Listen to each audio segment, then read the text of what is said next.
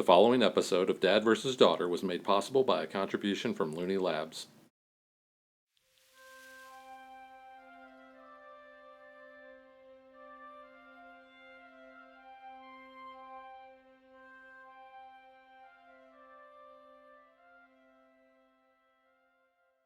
Megan and I recently did a playthrough and review of Star Trek Chrono Trek, and the early American Chrononauts plays almost identical to that.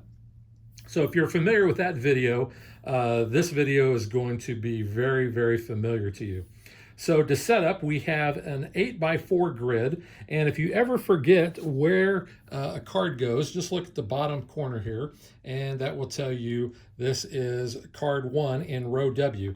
And we have rows W, X, Y, and Z. Like I said, 4 rows, 8 columns. And you'll notice that the cards are either purple or blue on the starting face-up side. Now, there are going to be things that will cause you to flip cards. If you look at these linchpins, you'll see these purple ones. When they flip over, you'll have basically an alternate version of the timeline. Now, you're going to want that in some cases. In other cases, you're going to want to have it on the blue side. You're also going to have these ripple points that if they are flipped, you're going to see that causes a paradox. And there are ways that you're going to be able to fix that. But if you ever have all of the paradox be flipped over, then both players are going to lose. So you're asking yourself, well, why would I want to have any of these flipped? Well, that is a good question. Each player is going to have an identity card, and we have a stack of these. At the beginning of the game, each player is going to get one, and it will show you basically this is who you are, and then this is some flavor text down here. But in order for you to win, you need to have these conditions met. So like I was just showing you, having cards flipped over, I would need the alternate version, and you notice that by the red color and the orange color here and that little hash mark. I need 1783 flipped over, that the British surrender at New Amsterdam. I also need 1864 flipped, so we have Lee's march to DC, but I want the 1916 Star Spangled Banner to be on the blue side. In addition to that, players are also going to get a mission from a deck of cards, and those also have other win conditions. So you have a lot of flavor text up here, but you can see it's got this cool name, Ben's Lightning Fast Pizza Delivery. And down here at the bottom, it's going to tell you you need to have these in play.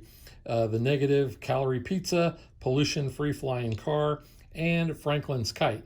In addition to having those certain times flipped over, you also need to have these objects in front of you in order to win the game.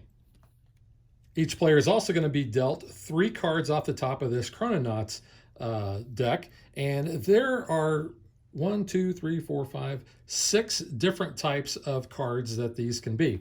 And I'll just kind of go over those real quick. The first we have are artifacts, and I was talking earlier about the mission wants you to have certain things, that they want you to have these artifacts. So you can see we have various kinds. Marie Antoinette's cake, there's that negative calorie pizza we had, General Tso's chicken, infinite duration batteries, the golden calf, Franklin's kite, the matter replicator, Captain Kidd's treasure chest, pollution free flying car, mating pair of live dodo birds, Napoleon's Napoleon, Montezuma's chocolat, the woolly mammoth steak, and the golden spike. Now, if you think of this game in terms of flux, these would be like your keepers.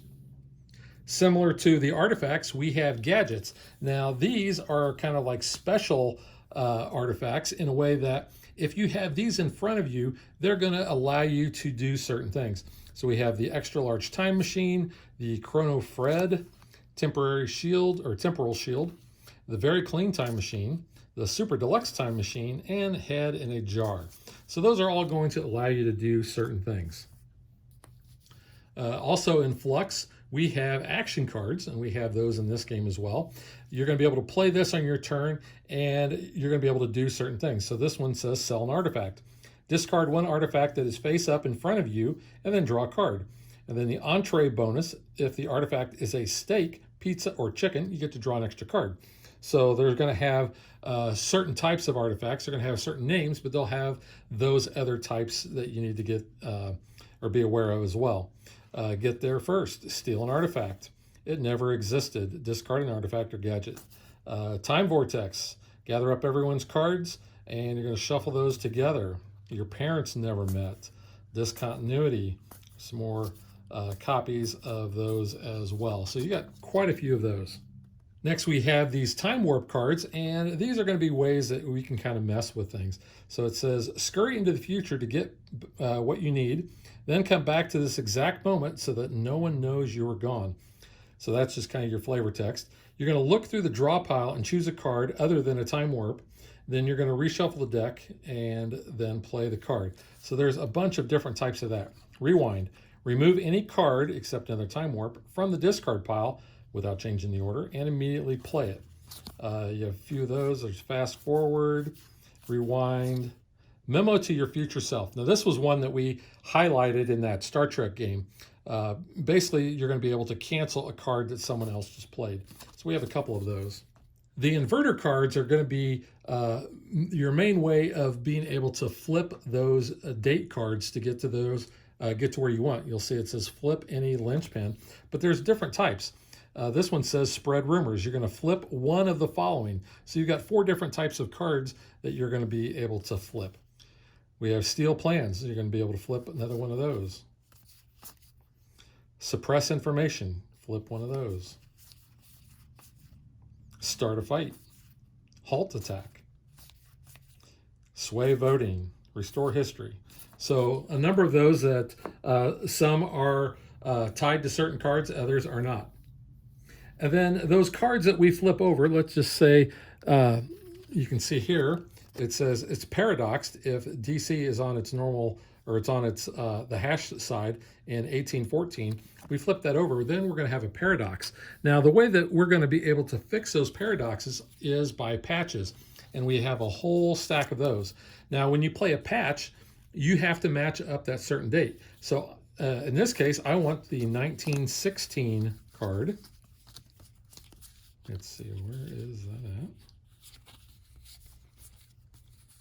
There it is.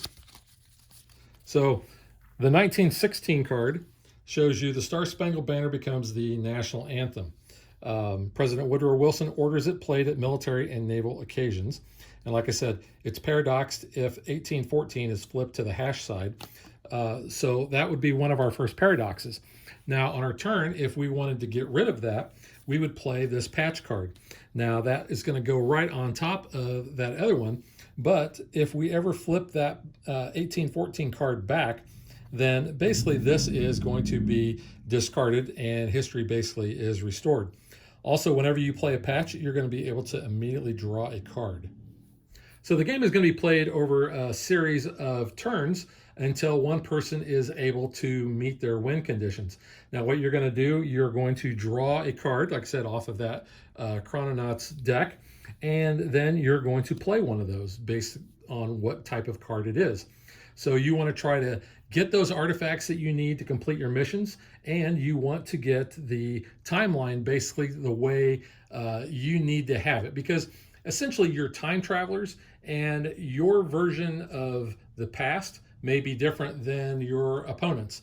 So they're going to want to manipulate time to restore it so they can get back to their own time. But you can see that we go from 1770 all the way down to 1916. So a pretty good range of dates there.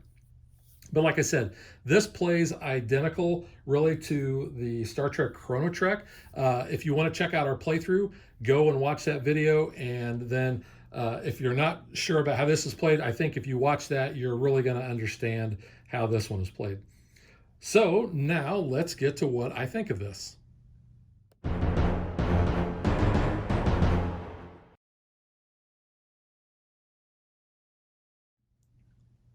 Megan and I both really liked the Star Trek Chrono Trek game. I liked it more because I am a diehard Trekkie. I grew up watching Star Trek. That was really in my wheelhouse.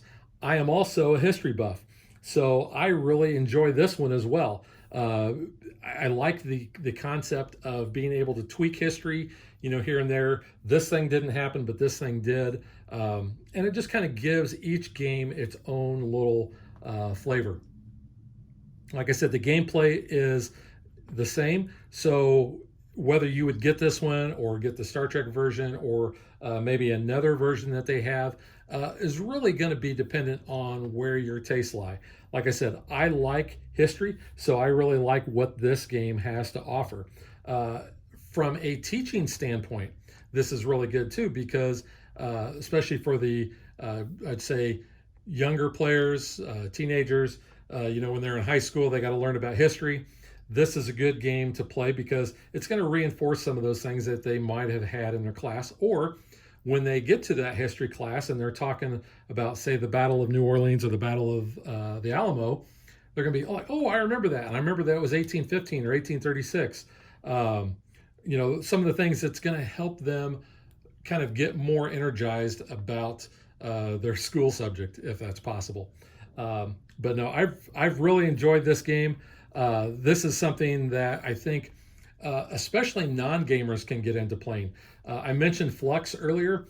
This is a step up from Flux. Flux is a real easy game to play. You can teach it to anybody in like 2 minutes.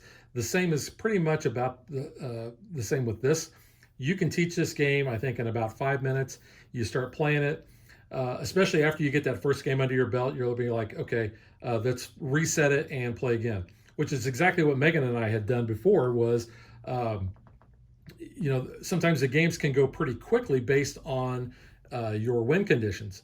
We've had games that have been over within like 6 or 7 minutes before. It's just kind of the way that luck happens. One of the things you got to do is be on your guard about what the other players are doing and try to mess with them. So if you see that somebody is constantly changing one of the dates, you want to try to be able to try to disrupt those plans. The iconography on the cards, very similar to the Star Trek version. It's nice and big and bold. It's easy to see. So you can see the linchpin. They have, like this one has the coffee mug on there. And then when you flip it over, it's going to tell you it ripples 1773. So it's going to ripple the next card. So you're going to flip that as well. But it gets restored if you have that one flipped back over. So a pretty simple game. Like I said, it's going to teach you quite a bit about history between 1770 and 1916. So it's a fun way to learn history. It's a fun way to get other people involved that maybe are not that into gaming, but they like history. So this is something I think that they can easily get to the table.